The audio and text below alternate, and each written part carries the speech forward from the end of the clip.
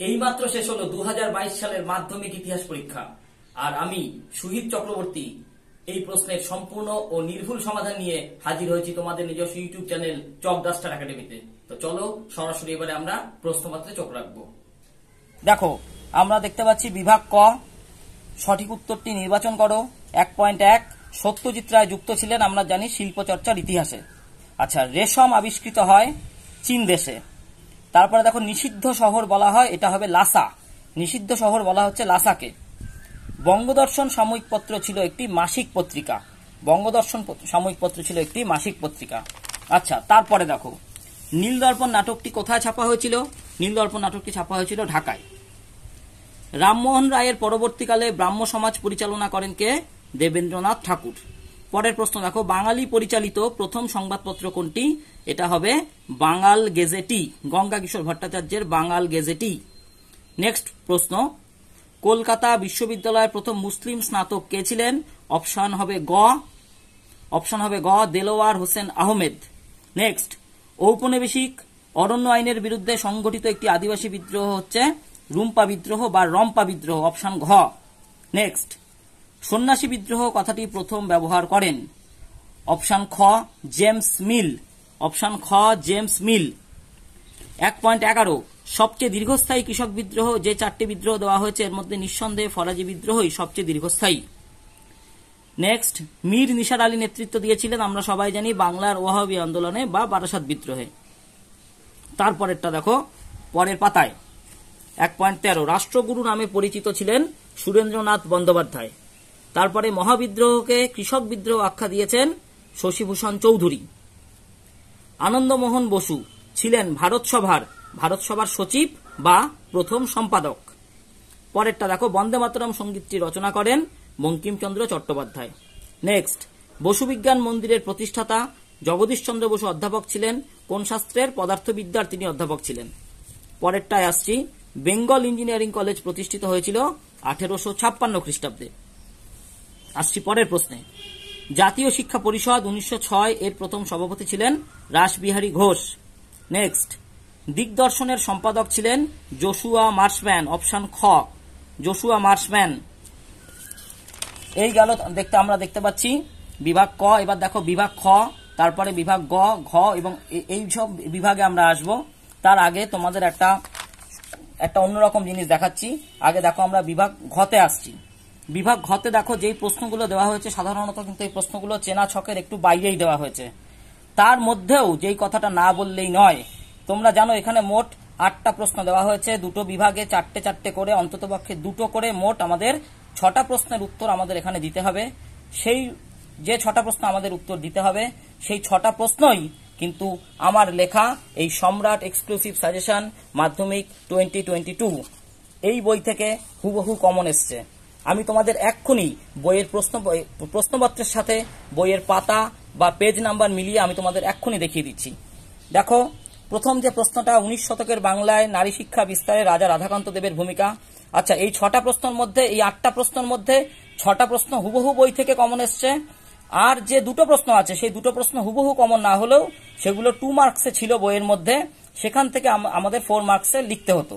ঠিক আছে, তা আমি সেটাও তোমাদের সামনে দেখিয়ে দিচ্ছি। দেখো 36 নম্বর পেজে, বইয়ের 36 নম্বর পেজে এই প্রশ্নটা রয়েছে, বাংলায় নারী শিক্ষা বিস্তারে রাজা রাধাকান্ত দেবের ভূমিকা। যদিও এটা 2 মার্কসে রয়েছে, কিন্তু এটা 4 মার্কসে আমরা পরীক্ষায় লিখতেই পারবো। আচ্ছা, লর্ড মেকলে কি উদ্দেশ্যে দেশে পাশ্চাত্য শিক্ষার প্রবর্তন করেছিলেন? মানে এটা মেকলে মিনিটস। এই মেকলে মিনিটস কি? এটাও 2 মার্কসে ছিল। এবারে দেখো সরাসরি 4 নম্বরের প্রশ্ন থেকেই যে প্রশ্নগুলো আমাদের বই থেকে এসেছে। ঔপনিবেশিক সরকার কি উদ্দেশ্যে অরণ্য আইন প্রণয়ন করেছিল? বইয়ের 85 নম্বর পাতায় হুবহু এই প্রশ্নটাই দেওয়া রয়েছে। তোমরা দেখতে পাচ্ছ তোমাদের স্ক্রিনে কি উদ্দেশ্যে ঔপনিবেশিক সরকার অরণ্য আইন প্রণয়ন করেছিলেন। নেক্সট, নীল বিদ্রোহে সংবাদপত্রের ভূমিকা বিশ্লেষণ করো। এটা দেখো 87 নম্বর পাতায় রয়েছে, নীল বিদ্রোহে শিক্ষিত সমাজের ভূমিকা। এখানে পরিষ্কার লেখাই রয়েছে পত্রপত্রিকায় প্রতিবাদ। পত্রপত্রিকায় প্রতিবাদ বা সংবাদপত্রের ভূমিকা একই জিনিস, এখান থেকে লিখলেই হবে। দেখো এবার হচ্ছে ঘ.2 জাতীয়তাবাদের প্রসারে হিন্দু মেলার ভূমিকা বিশ্লেষণ করো। 114 নম্বর পাতা, আমাদের বইয়ের 114 নম্বর পাতা থেকে হুবহু এই প্রশ্নটিও কমন এসছে। হিন্দু মেলার উদ্দেশ্য বা টিকা লেখো হিন্দু মেলা। এটা একই প্রশ্ন, জাতীয়তাবাদের প্রসারে হিন্দু মেলার ভূমিকা। নেক্সট, গোড়া উপন্যাসটিতে, নেক্সট প্রশ্নটা দেখো, গোড়া উপন্যাসটিতে রবীন্দ্রনাথের যে জাতীয়তাবাদী ভাবধারার পরিচয় পাওয়া যায় তা বিশ্লেষণ করো। বইয়ের 112 নম্বর পাতা, বইয়ের 112 নম্বর পাতায়, সরি আমি একটু ভুল বললাম, এটা বইয়ের 112 নম্বর পাতা হবে না, এটা হবে 122 নম্বর পাতা। তোমরা দেখতে পাচ্ছ গোড়া উপন্যাসটিতে রবীন্দ্রনাথের জাতীয়তাবাদী চেতনার বিস্তারে কিভাবে সহায়তা করেছিল, 122 নম্বর পাতা।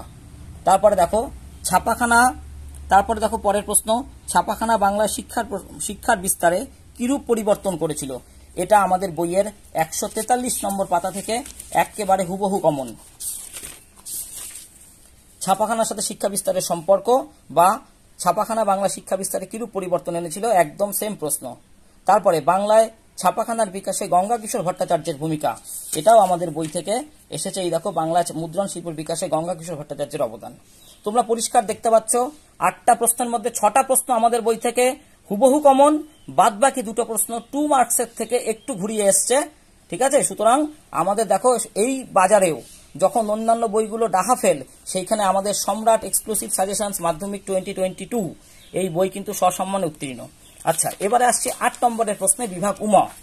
এক্ষেত্রে একই কথা প্রযোজ্য, চেনা ছকের বাইরে প্রশ্ন। এই অচেনা প্রশ্নের ভিড়ে দাঁড়িয়েও আমাদের বই কিন্তু সমানভাবে বা সসম্মানে উত্তীর্ণ। প্রথম যে প্রশ্নটা দেখতে পাচ্ছি আমরা, 19 শতকের বাংলায় ধর্ম সংস্কার আন্দোলনে রামকৃষ্ণদেবের ভূমিকা বিশ্লেষণ করো। আমাদের বইয়ের 47 নম্বর পাতা থেকে এই প্রশ্নটিও কিন্তু হুবহু দিয়ে মাধ্যমিকের প্রশ্নে কিন্তু তুলে ধরা হয়েছে। রামকৃষ্ণদেবের সর্বধর্ম সমন্বয়ের আদর্শ ব্যাখ্যা করো, তোমরা দেখতেই পাচ্ছ। পরের প্রশ্ন, সন্ন্যাসী ফকির বিদ্রোহের ঐতিহাসিক তাৎপর্য কি ছিল, এই বিদ্রোহ ব্যর্থ হলো কেন, এটা আমাদের বইয়ের 88 নম্বর পাতা, এটা আমাদের বইয়ের 88 নম্বর পাতা। দেখো, সন্ন্যাসী ফকির বিদ্রোহ এইটা রয়েছে, আর তার সাথে সেকেন্ড যে পার্টটাই বিদ্রোহ ব্যর্থ হলো কেন সেটা রয়েছে আমাদের বইয়ের 77 নম্বর পাতায়, সন্ন্যাসী ফকির বিদ্রোহ ব্যর্থ হলো কেন। এই দুটো পার্টকে একসাথে যুক্ত করে দিলেই এই প্রশ্নটা হয়ে যাচ্ছে। সুতরাং যেখানে আমাদের একটা প্রশ্নের উত্তর করতে হচ্ছে, সেখানে একটার মধ্যে অন্ততপক্ষে 2টো প্রশ্ন আমরা আমাদের এই বই থেকে কমন পেয়ে যাচ্ছি। পরের যে প্রশ্নটা, হ্যালহেডের A grammar of the Bengal language গ্রন্থটি গুরুত্বপূর্ণ কেন, আর বাংলায় ছাপাখানার বিকাশে চার্লস উইলকিন্সের ভূমিকা। এই যে দ্বিতীয় অংশটা, বাংলার ছাপাখানার বিকাশে চার্লস উইলকিন্সের ভূমিকা, এইটাও কিন্তু আমাদের বই থেকে এসছে। কিন্তু প্রথম এই দেখো, চার্লস উইলকিন্স কে ছিলেন বা চার্লস উইলকিন্সের ভূমিকা।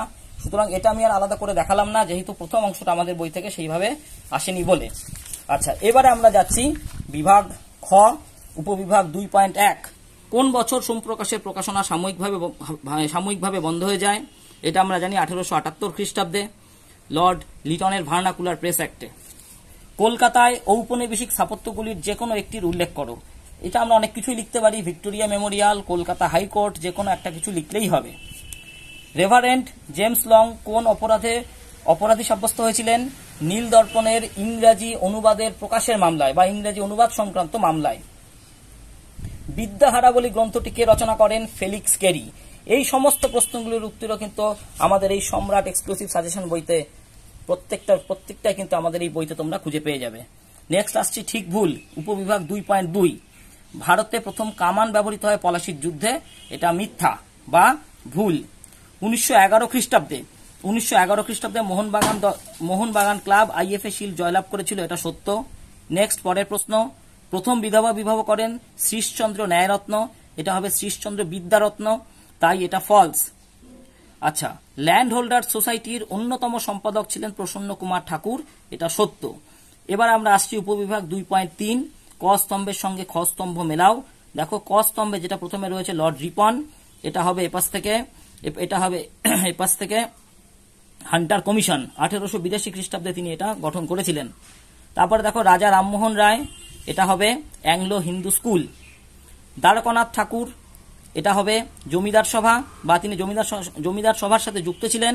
আর তারকনাথ পালিত, এটা হবে বেঙ্গল টেকনিক্যাল ইনস্টিটিউট। তারপরে দেখো, আমরা আসছি মানচিত্রে। আমাদের বই থেকে 4টের মধ্যে 2টো মানচিত্র হুবহু কমন এসছে, আমি তোমাদের জন্য পেজ নাম্বারও এখানে লিখে রেখেছি। নীল বিদ্রোহের অন্যতম কেন্দ্র নদিয়া, তারপরে কোল বিদ্রোহের এলাকা ছোটনাগপুর, এটা আমাদের বইয়ের 158 নম্বর পাতায় রয়েছে। মহাবিদ্রোহের অন্যতম কেন্দ্র ঝাঁসি, ভুল বললাম, মহাবিদ্রোহের অন্যতম কেন্দ্র দিল্লি, এটাও আমাদের বইয়ের 158 নম্বর পাতাতেই রয়েছে। আর আরেকটা দেওয়া হয়েছে মহাবিদ্রোহের অন্যতম কেন্দ্র কানপুর। এবারে দেখো, দৃষ্টিহীন পরীক্ষার্থীদের প্রশ্ন আমি যাচ্ছি না। তারপরে দেখো, উপবিভাগ 2.5, 1817 খ্রিস্টাব্দে পাশ্চাত্য শিক্ষা বিস্তারের জন্য হিন্দু কলেজ প্রতিষ্ঠিত হয়। ব্যাখ্যা বিবৃতি। এটার সঠিক ব্যাখ্যাটা হবে এই কলেজে প্রথম দিকে কিন্তু শুধুমাত্র হিন্দু ছাত্রদেরই প্রবেশাধিকার ছিল। এই কলেজে শুধুমাত্র হিন্দু ছাত্রদের প্রবেশাধিকার ছিল। এই প্রাথমিক লক্ষ্যেই কিন্তু এই কলেজ প্রতিষ্ঠিত হয়েছিল 1817 খ্রিস্টাব্দে। ভদ্র ঘরের হিন্দু সন্তানদের পড়ানোর জন্যই এই কলেজ কিন্তু প্রাথমিকভাবে প্রতিষ্ঠিত হয়েছিল। আসছি পরেরটায়, বিবৃতি 2। ঔপনিবেশিক সরকার। দেখো বিবৃতি 2, ঔপনিবেশিক সরকার উপজাতিদের জন্য দক্ষিণ পশ্চিম সীমান্ত এজেন্সি নামে একটি পৃথক অঞ্চল গঠন করেছিলেন। এটা গঠিত হয়েছিল আমরা জানি কোল বিদ্রোহের পর, অর্থাৎ ব্যাখ্যা 2। দেখো পরের পাতায় আমরা চলে যাচ্ছি। 1917 খ্রিস্টাব্দে জগদীশচন্দ্র বসু বসু বিজ্ঞান মন্দির প্রতিষ্ঠা করেছিলেন। উদ্দেশ্য কি ছিল? বিজ্ঞান গবেষণার উন্নতির জন্য, অর্থাৎ তরুণতর বিজ্ঞানীদের সামনে উন্নত মানের গবেষণার দ্বার খুলে দেওয়ার জন্যই তিনি এটা প্রতিষ্ঠা করেছিলেন। তারপরে দেখো বিবৃতি, 19 শতকে বাংলার প্রকাশকগণ তাদের বই বিক্রির জন্য ফেরিওয়ালাদের উপর নির্ভর করতেন। কেন নির্ভর করতেন? ব্যাখ্যা 3 আমরা খুঁজে পাচ্ছি, এটি ছিল সম্ভাব্য ক্রেতাদের কাছে পৌঁছাবার সুলভতম ও সহজতম উপায়। দেখো এবার বিভাগ গতেও যেখানে চেনা ছকের বাইরে প্রশ্ন হয়েছে সেখানেও আমাদের বই থেকে কিন্তু 11টার মধ্যে অন্তত, যেখানে আমাদের 11টা প্রশ্ন লিখতে হয় সেখানে অন্তত বাকি 12-13টা প্রশ্ন কিন্তু আমাদের বই থেকে সরাসরি কমন আছে। আমি তোমাদের জন্য পেজ নাম্বারগুলো লিখে রেখেছি। সামরিক ইতিহাস চর্চার গুরুত্ব কি, এটা আমাদের বইতে নেই। পরের প্রশ্ন যেটা সরকারি নথিপত্র বলতে কি বোঝো, বইয়ের 13 নম্বর পাতায় রয়েছে। বইয়ের 13 নম্বর পাতায় এই প্রশ্নটি রয়েছে, সরকারি নথিপত্র বলতে কি বোঝো। তারপরে স্কুল বুক সোসাইটি কেন প্রতিষ্ঠিত হয়, এটা আমাদের বইয়ের 35 নম্বর। এটা দেখো আমাদের বইয়ের 35 নম্বর পাতায় রয়েছে। ইংরেজি ভাষায় পাঠ্যপুস্তক রচনা ও সুলভে ভারতীয় ছাত্রদের মধ্যে বিতরণের উদ্দেশ্যে। আচ্ছা, পরেরটা দেখো, মধুসূদন গুপ্ত স্মরণীয় কেন? 37 নম্বর পেজ। মধুসূদন গুপ্ত কেন স্মরণীয় ছিলেন? তারপরের যে প্রশ্ন, লর্ড হার্ডিঞ্জের শিক্ষা বিষয়ক নির্দেশনামা গুরুত্বপূর্ণ কেন? এটা সেই অর্থে আমাদের বইতে সেইভাবে নেই, যদিও অন্যভাবে ঘুরিয়ে রয়েছে। যাক, আমি পরের প্রশ্নে যাচ্ছি। বাংলার নবজাগরণ বলতে কি বোঝো? 39 নম্বর পাতা থেকে এই প্রশ্ন সরাসরি তুলে দেওয়া হয়েছে। 19 শতকের বঙ্গীয় নবজাগরণ বলতে কি বোঝো? পরের প্রশ্ন, ফরাজি আন্দোলন কেন ব্যর্থ হয়েছিল? দেখো 86 নম্বর পেজে কিন্তু এই প্রশ্নটার আমরা পুরোপুরি উত্তর পেয়ে যাচ্ছি। ফরাজি আন্দোলন কেন ব্যর্থ হয়েছিল, এই যে দেখতে পাচ্ছ আগের পাতায় তোমরা ফরাজি আন্দোলন, আর এখানে দেখো পরিষ্কার পয়েন্ট করা রয়েছে অবসান, অর্থাৎ অবসান কি কারণের অবসান হয়েছিল বা ব্যর্থতার কারণ, কিন্তু এই যে হাইলাইট করা অংশটা এখানে এর উত্তরটা কিন্তু লুকিয়ে রয়েছে। তারপরে দেখো পরের প্রশ্নে আসছি, তিতুমির স্মরণীয় কেন? পেজ নাম্বার 86, তিতুমিরের নেতৃত্বে বারাসাত বিদ্রোহ। বইয়ের 86 নম্বর পেজে তিতুমিরের নেতৃত্বে বারাসাত বিদ্রোহ, এটা 4 মার্কসে দেওয়া রয়েছে, 4 মার্কসে। এখান থেকে কিন্তু আমরা 2 মার্কসের মতো করে বা 2 মার্কসের মতো করে ইজিলি লিখে নিতে পারবো। পরের প্রশ্ন, শিক্ষিত বাঙালি সমাজের একটি অংশ কেন মহাবিদ্রোহের বিরোধিতা করেছিল? পেজ নাম্বার 112তে আমাদের চোখ রাখতে হবে। Page number 112।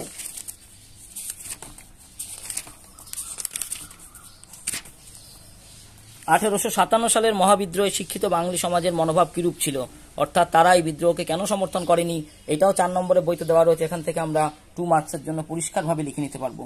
তারপর দেখো ব্যঙ্গচিত্র কেন আঁকা হয়। ব্যঙ্গচিত্র কেন আঁকা হয়, বইয়ের 107 নম্বর পাতায় পরিষ্কারভাবে দেওয়া রয়েছে ব্যঙ্গচিত্র কেন আঁকা হয়।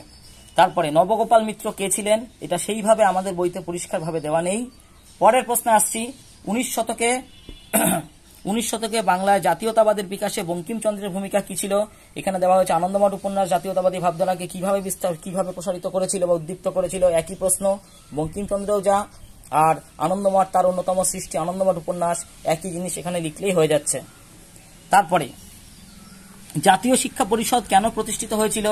149 নম্বর পেজে দেখো আমরা পরিষ্কার আমাদের বই থেকে দেওয়া রয়েছে জাতীয় শিক্ষা পরিষদ কেন প্রতিষ্ঠিত হয়েছিল।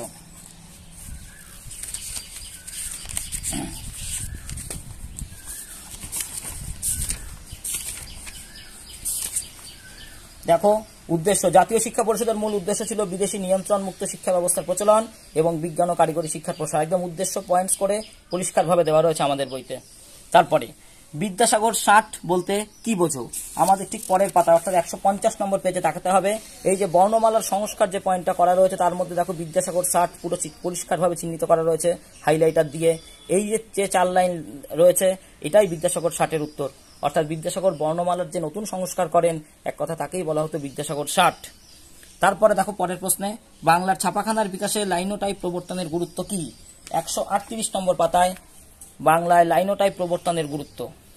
তারপরের প্রশ্ন দেখো, তারপরের প্রশ্ন গ্রামীণ শিল্প ও বৃত্তি শিক্ষার প্রসারে রবীন্দ্রনাথ ঠাকুরের অবদান।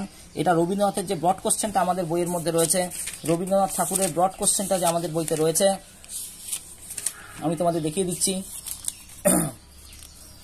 147 নম্বর পাতায় এই যে প্রশ্নটা রয়েছে, এখান থেকেও কিন্তু এই অংশটার আমরা উত্তর পেয়েই যাব। যাই হোক, ভিডিওটিকে আর দীর্ঘায়িত করছি না, তোমরা নিজেরাই আমাকে কমেন্ট করে জানাও তোমাদের কাছে প্রশ্ন কেমন হয়েছে। সত্যিই কি প্রশ্ন চেনা ছকের বাইরে এসছে? তোমরা কটি এমসিকিউ ঠিক করতে পেরেছো আমাকে তোমরা কমেন্ট করে অবশ্যই জানিও।